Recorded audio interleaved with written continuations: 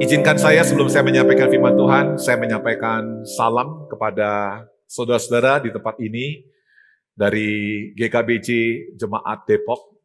Jam 9 malam kemarin, gereja Anda sudah didoakan oleh tim pemimpin kami bersama dengan saya lewat Zoom, dan kami percaya doa kami dijawab oleh Tuhan. Ada sebuah adigium yang berkata seperti ini, ketiadaan doa menunjukkan kekuatan manusia. Keberadaan doa menunjukkan kekuatan Tuhan. Bilang sama kiri kanan, lu banyak-banyak berdoa ya. Ya, maksudnya makin banyaklah kita mengandalkan kekuatan Tuhan. Ya, oke. So aku hari ini saya akan menyampaikan firman Tuhan dengan satu tema, ya, love at home. Ya, bagaimana kita membangun kasih di dalam keluarga. Berapa puluh tahun yang lalu, saudaraku, ada seorang pemuda yang sangat giat melayani Tuhan. Dia berkhotbah dengan berapi-api, saudaraku, dan jemaat diberkati oleh Tuhan. Di dalam konseling, banyak orang-orang yang diberkati oleh Tuhan. Dalam pembesukan, banyak yang dihibur dan dikuatkan oleh Tuhan.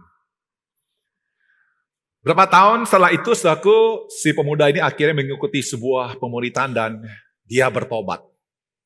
Singkat cerita, saudaraku, si mentor ini suruh pemuda ini untuk tanya kepada istri, untuk tanya kepada anak-anak. Bagaimana selama ini tentang saya, ya, tentang si pemuda ini, saudara. Lalu kemudian istrinya bilang begini, Papa, sekarang saya mau terbuka, jujur, ya, saya ini kadang-kadang kecewa sama Papa. Karena Papa itu begitu hebat di gereja, tapi nggak hebat di rumah. Papa bisa mendengarkan jemaat dengan sabar, tapi Papa nggak pernah sabar dengan saya. Begitu pula anak-anak ditanya, saudaraku, dan kemudian anak itu dengan jujur berkata, Papa mau nih, ya, saya jawab dengan jujur. Oke, lalu anaknya bilang, Papa memang hebat di gereja, tapi nggak hebat di rumah. Anda tahu siapa pemuda itu? Inilah saya yang berdiri di depan Anda. Ya, jadi saudaraku, ini adalah sesuatu yang sangat ironis sekali, saudaraku. Saya begitu hebat di gereja, saya begitu hebat di seminar-seminar, saya begitu hebat, saudaraku, di dalam sebuah acara-acara besar, tapi anak-anak saya melihat saya tidak hebat di rumah, begitu. Saya hebat bisa menyampaikan seminar tentang keluarga, saya bisa hebat menyeminarkan tentang fungsi seorang suami, fungsi seorang ayah. Tapi anak saya bilang, saudaraku, bahwa Papa nggak hebat di rumah. Saudaraku, ini adalah sesuatu yang ironi. Saudaraku, saya ingin katakan saudara, jangan-jangan saudaraku kita seperti itu. Kita hebat dalam sebuah lingkungan yang besar dan sebuah momen-momen yang besar. Kalau kita di gereja kita begitu hangat, tapi jangan-jangan saudaraku kita di rumah kita nggak begitu hangat. Di gereja kita begitu sabar mendengarkan, tapi jangan-jangan di rumah saudaraku kita adalah orang yang pengen cepat-cepat menyelesaikan. Apa sih maksud kamu? Apa sih? Udah, jangan panjang lebar. Kamu maunya apa? Kita nggak begitu sabar dengan pasangan kita. Kita nggak begitu sabar dengan anak-anak kita. Benar bukan, saudara? Ayo, bilang sama kiri kanan, kamulah orangnya. Ini adalah sesuatu ironi, saudaraku. Tempat yang paling miskin dari kasih, seringkali justru ada di rumah. Saudaraku, saya tidak meragukan bahwa dalam gereja itu kaya dengan kasih. Saya tidak meragukan, saudaraku, dalam sebuah I care itu penuh dengan kasih. Tapi maaf, saudaraku, pengalaman saya membuat saya skeptik. Membuat saya agak sedikit curiga. Apakah sebenarnya hal yang di gereja, di I care, itu sama juga ada di rumah? Saudaraku, saya ingin katakan saudara, hari ini, yang paling terpenting saudara adalah bukan kita memahami kasih. Saudara, kalau kita bicara soal memahami kasih, saya percaya Anda bisa menjawab dengan 1001 kalimat panjang lebar. Bahkan kalau Anda adalah seorang metodis asli yang menguasai teologi John Wesley, saudaraku, Anda bisa membuat sebuah sistem tentang kasih yang dikuduskan, sebuah gerakan pengudusan. Anda bisa menceritakan kasih panjang lebar.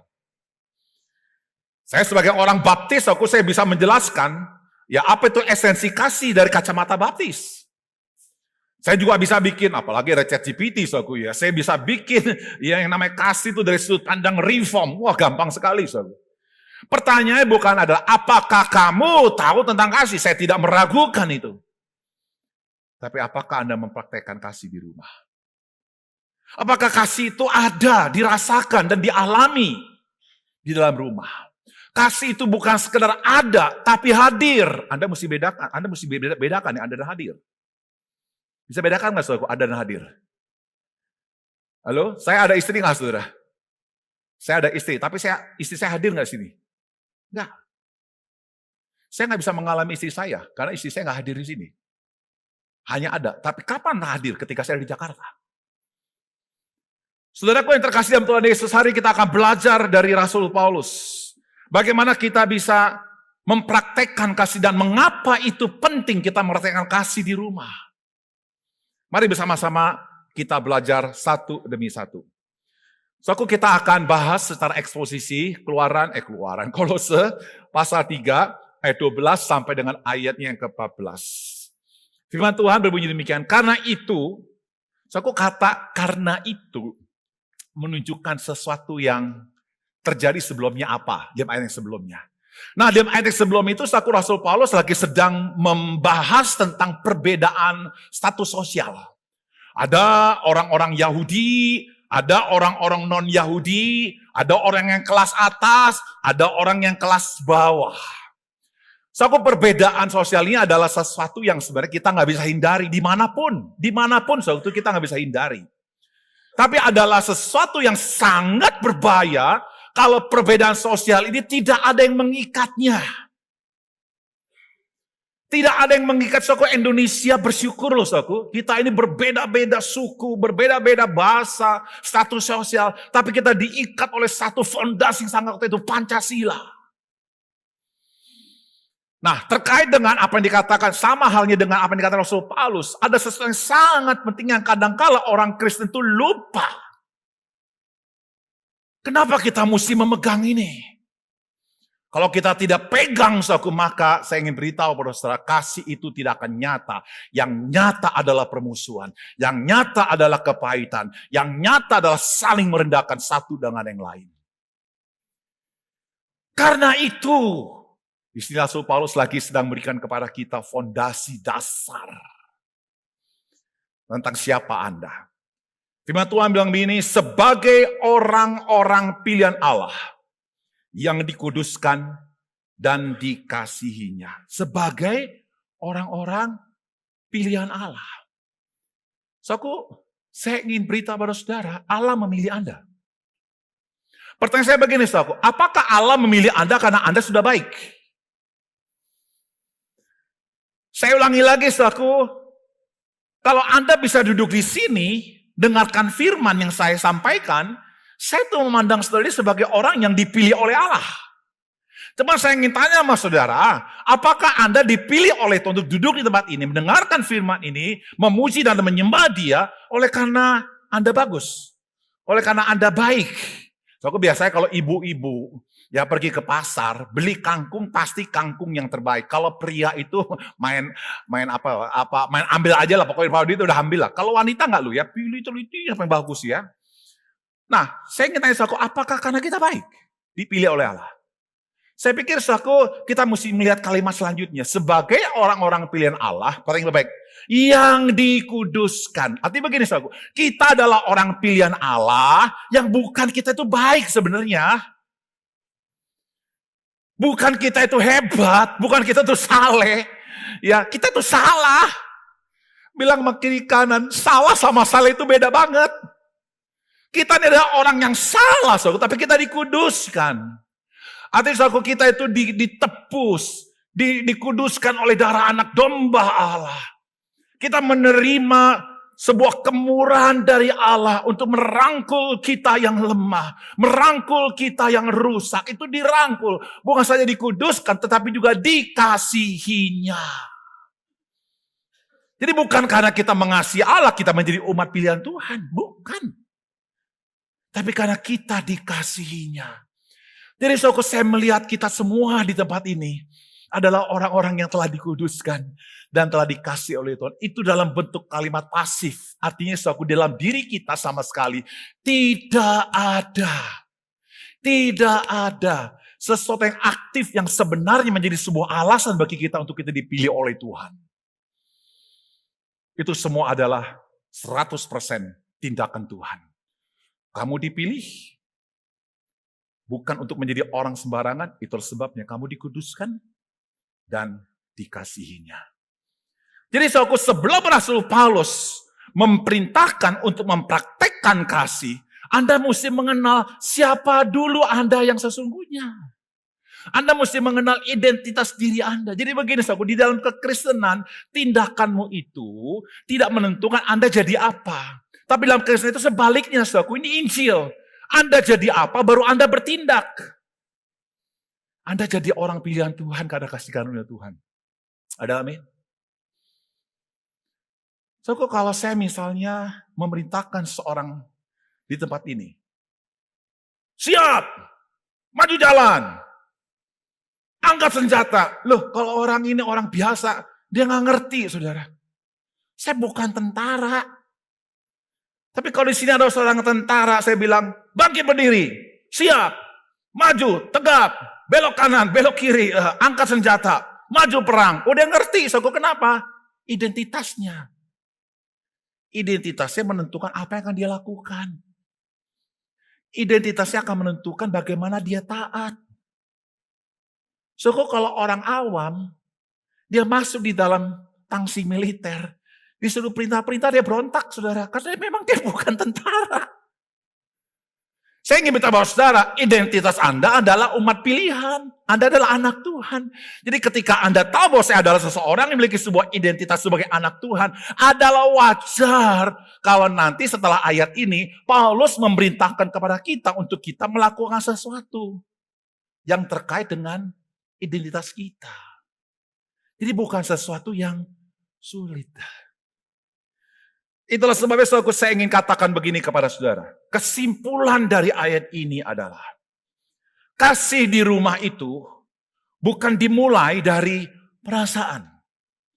Tapi dari identitas baru di dalam Kristus, bahwa kita adalah umat pilihan yang dikuduskan. Kita jelek, tapi dikuduskan. Kita sebenarnya nggak layak dikasih, tapi Dia mengasihi kita. Itu identitas kita. Ada amin, saudara? Bilang sama kiri kanan, kamu bisa duduk di sini bukan karena kamu baik, tapi karena Tuhan sangat baik. Ayo ngomong sama kiri kanan. Kok susah amat ngomongnya. Kayaknya nggak ngomong nih ya. Ayo ngomong sekali lagi, ya. Kita ini baik karena Tuhan terlebih dahulu baik sama kita. Ayo ngomong sama kiri kanan. Iya, ya. Haleluya, puji Tuhan. Nah, jadi kalau Anda sudah mengerti tentang identitas Anda, siapa Anda sesungguhnya, ya, maka saudaraku adalah sesuatu yang wajar dan buat saya tidak aneh kalau Paulus memerintahkan kepada kita. Mari bersama-sama kita baca ayat selanjutnya. Di dalam Kolose pasal yang ketiga, ayat 12b sampai 13. Saudaraku, kata pertama adalah kenakanlah. Nah itu dipakai kata endusaste, itu dalam bentuk auris, imperatif. Ya, jadi begini, saudara, itu dalam bentuk imperatif, itu dalam bentuk perintah. Jadi Paulus bukan sekedar memerintah, tapi karena dia tahu siapa Anda, maka dia perintah. Kalau Anda koki, diperintahkan untuk masak, wajar nggak? Halo? Wajar nggak? Wajar. Koki, tolong masak ini dong, capcay, wajar nggak? Wajar. Jadi perintah ini bukan sesuatu yang menakutkan. Sesuatu yang berat. Sesuatu yang susah gitu loh. Bukan. Ini sesuatu yang bisa engkau lakukan. Apalagi kalau kita membaca di dalam perintah ini, ya, buah-buah dari perintah, belas kasihan, kemurahan, kerendahan hati, kelemah lembutan, dan kesabaran, dan sabarlah dan ampunilah. Di sini Rasul Paulus bukan lagi sedang memakai kata-kata yang sangat berat. Kenosis, Anda tahu kenosis itu apa artinya? Oke, kamu nggak ngerti, maka kita perlu seminar ya 3 sesi. Mumet, saudara. Oh, mumet nggak pusing. Saudaraku, ini adalah kata-kata yang bukan bombastis. Bukan kata-kata yang mengandung teologi yang berat. Tapi ini adalah sesuatu yang harian. Gitu loh, sesuatu yang sehari-hari. Yang sebenarnya sadar atau tidak sadar kita justru lagi sedang melakukan apa kebalikan dari ini, saudara. Ya, kita melakukan apa yang menjadi kebalikannya. Coba ada saudara yang paling baik-baik. Kenakanlah belas kasihan. Anda tahu belas kasihan? Saya menerjemahkan secara sederhana begini. Belas kasihan itu adalah nggak tega. Pernah nggak muncul kata nggak tega? Maaf kata saudaraku ya, seringkali kita nggak tega itu dikaitkan dengan pengemis. Betul nggak? Seolah-olah kalau kita nggak tega itu, kita lagi sedang berhadapan dengan orang yang miskin. Nah, oh iya betul. Tak kalau ada orang-orang yang miskin, kita perlu memiliki hati yang nggak tega sama dia. Tapi saudaraku, saya ingin tanya sama saudara, apakah kita juga memiliki hati yang, maksudnya apa ya, yang peduli, yang apa ya, yang tega, yang gak tega gitu ya sama pasangan kita, sama anak kita dalam situasi yang sangat berat. Kita tuh rasanya sakit perut gitu loh. Ya, itu dari kata splagnon, itu artinya, aduh, saya tuh kayaknya mules gitu loh. Kalau melihat suami saya, istri saya, anak-anak saya gak berdaya. Lawan dari gak tega itu adalah cuek. Saya khawatir suatu sehari-hari, hari ini kita tuh lebih cuek loh. Lebih banyak cueknya daripada gak tega. Istri kita lagi sibuk dan begitu capek ngurusin anak dan sebagainya. Tapi suami cuek. Saudara, ini adalah sehari-hari. Paulus bukan lagi sedang bicara sesuatu yang sangat berat. Kita baca selanjutnya ada kemurahan. So, kata kemurahan itu bahasa aslinya. Ya, kalau saya boleh terjemahkan secara lebih apa ya, lebih sehari-hari ya. Ini berguna. Saya ingin tanya, apakah Anda menjadi seorang suami yang berguna enggak kepada istri? Anda mendoakan dia enggak? Istri mendoakan suami enggak? Orang tua mendoakan anak-anak enggak? Sehingga Anda itu berguna secara rohani, pertumbuhan rohani. So, saya ingin tanya saudara, saya kebetulan bergerak di dalam bidang Godly Father Movement. Saya tidak mengatakan bahwa orang tua, khususnya ayah, harus mengantar anak setiap hari. Tapi pernahkah Anda, anak-anak Anda merasakan bahwa papa itu hadir dan berguna buat saya? Dia mengantar saya sampai ke sekolah. Ini kata sehari-hari, saudara, tuh papanya bermurah hati, menyediakan waktu, menyediakan tenaga dan berguna buat anak-anaknya. Saudara, istri saya adalah seseorang yang dia tidak punya peta logi di otaknya, saudara. Percaya saya, kalau Anda undang istri saya ke Palembang, naik mobil dari airport ke sini, 10 kali ke sini, 10 kali nyasar. Iya, 10 kali diundang, 10 kali nyasar. Maka setiap kali khotbah, saya akan sediakan waktu untuk berguna bagi dia. Saya anterin dia. Sambil saya anterin dia di mobil, saya sambil persiapan khotbah. Sekali tembak kena 2 burung. Yang pertama saya berguna buat istri saya juga melakukan sebuah persiapan khotbah. Itu namanya kemurahan. Kerendahan hati ini bukan bahasa yang muluk-muluk, yang bombastis, bukan. Kemurahan hati ini adalah bahasa sehari-hari. Anda tahu lawan dari kemurahan hati itu apa? Lawan dari kerendahan hati itu apa? Sombong. Siapa di sini yang pernah ngomong sama istri Anda? Atau sama orang-orang di rumah? Kamu ini siapa sih? Kamu kan gak tahu saya siapa. Ya, kita menunjukkan diri. Saya nggak butuh kamu. Pernah nggak ada yang ngomong kayak begitu? Posisi kamu sebagai seorang suami, ingat lo ya, aku di kepala keluarga, aku pemimpin. Makanya ketika suami ngomong begitu, istri akan ngomong, lu boleh kepala, gua lehernya mau apa? Ya, lu ke kiri kan karena leher kan, ke kanan sama karena leher kan. Lu gini kan karena leher. Coba kalau nggak ada lehernya, lu gelundung tuh kepala. Maka lu jangan main sama gue. Dua-duanya sombong, saudara. Itu rendah hati. Rendah hati itu adalah sesuatu yang dibutuhkan. Oh ya, papa pemimpin. Aku menghargai papa. Setiap seorang bilang, oh ya kamu penolong. Saya menghargai penolongan kamu. Itu rendah hati, saudara. Jadi posisi itu tidak dipakai sebagai sebuah perbandingan untuk merendahkan orang yang di sampingmu.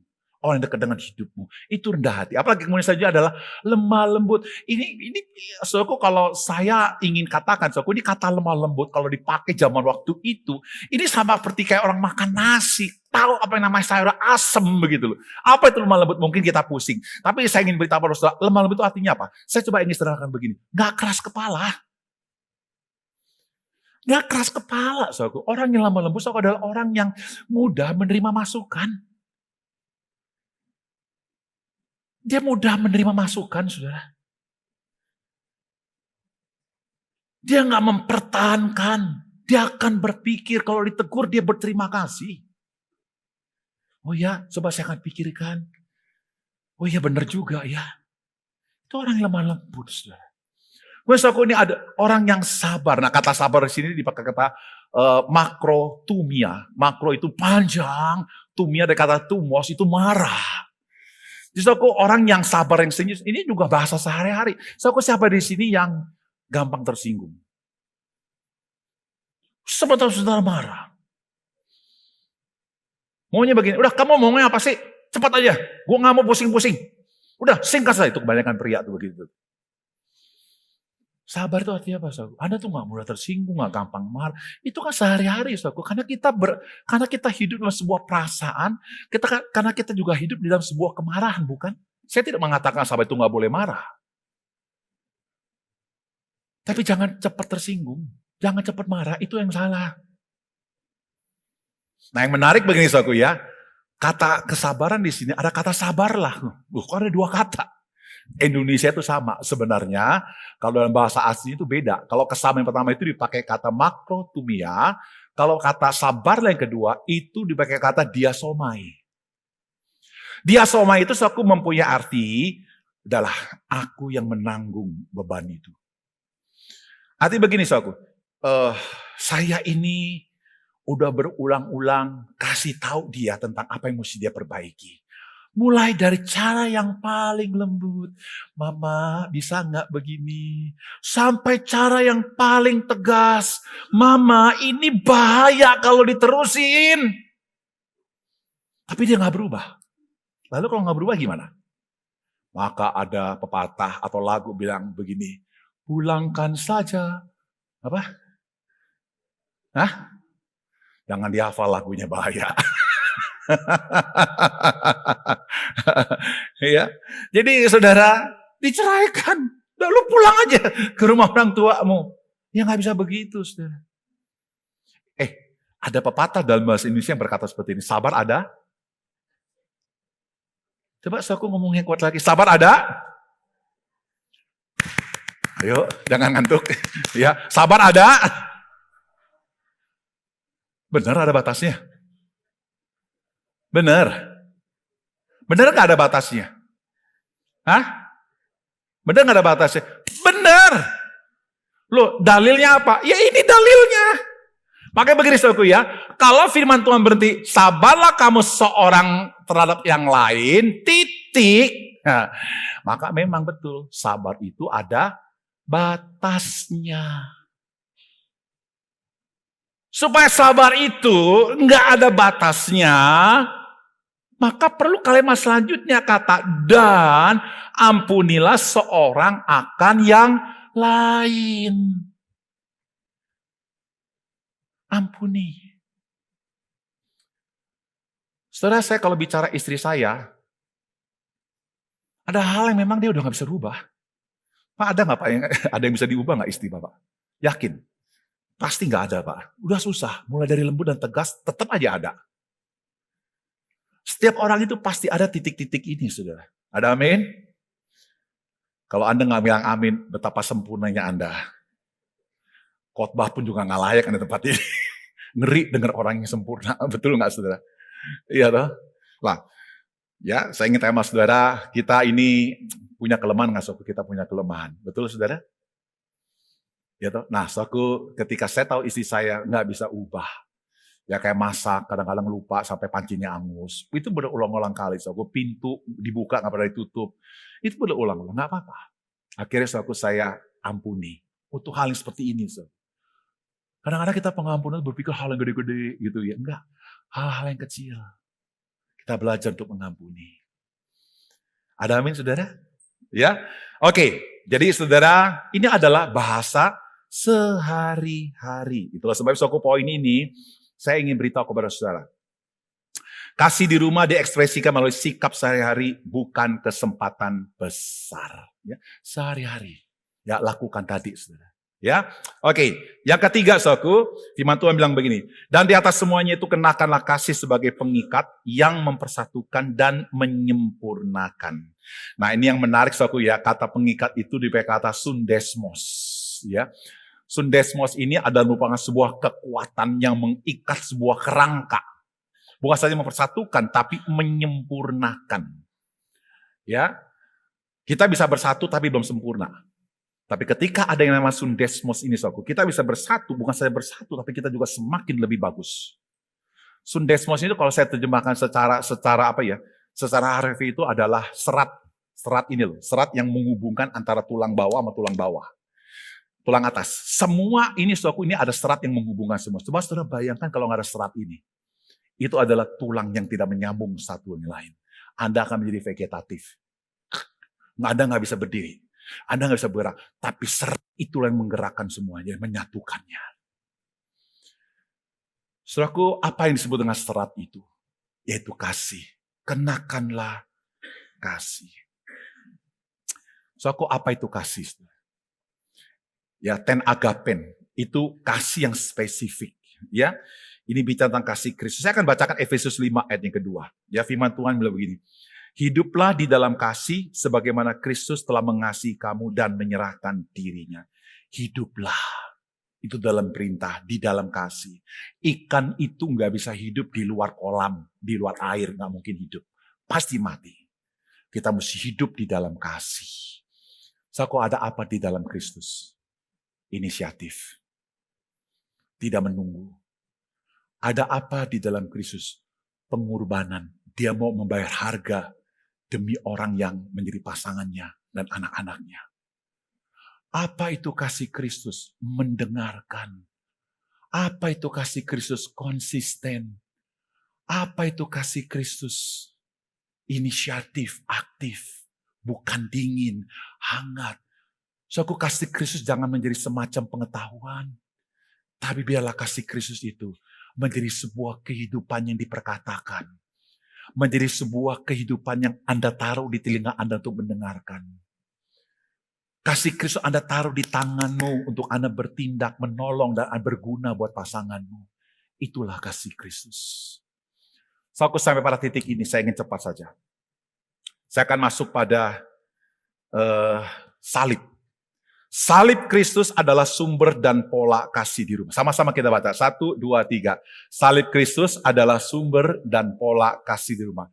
So, saya ingin membawa Anda pada sebuah puncak. Karena kalau saya berbicara tentang firman Tuhan tanpa salib, tanpa Kristus, that is a moralism. Itu hanya sekedar moral. Itu hanya sekedar motivasi. Tapi hari saya berkhotbah di sini, saya cuma hanya satu, saya ingin meninggikan salib Kristus. Saya ingin meninggikan Injil yang ada di dalam Kristus Yesus. Saya akan masuk pada lensa Injil. Atau apa yang menjadi pusat dari khotbah saya, saudara. Yang Anda bawa pulang. Mari bersama-sama kita baca kalimat ini. Yesus tidak mati, sama-sama 1, 2, 3. Apa saudaraku? Yesus tidak mati di salib untuk menciptakan orang Kristen yang aktif di gereja. Tetapi dingin di rumah. Mari kita baca dengan kuat sebagai sebuah pernyataan iman kita. 1, 2, 3. Yesus tidak mati di salib untuk menciptakan orang Kristen yang aktif di gereja, tapi dingin di rumah. Slide yang terakhir. Salib Kristus adalah undangan untuk membawa Injil pulang ke rumah. Yuk sama-sama kita katakan 1, 2, 3. Salib Kristus adalah undangan untuk membawa Injil pulang ke rumah. Bawalah pulang yang namanya kemurahan hati. Bawalah pulang yang namanya belas kasihan. Bawalah pulang yang namanya kerendahan hati. Bawalah pulang yang namanya lemah lembut. Bawalah pulang yang namanya sabar. Bawalah pulang yang namanya kesabaran. Bawalah pulang yang namanya pengampunan. Bawalah itu. Biarlah salib yang ada di gedung gereja bukan sekedar sebuah simbol, tapi sebuah kehidupan yang ada dalam rumah tangga Anda. Tuhan berkati kita semua.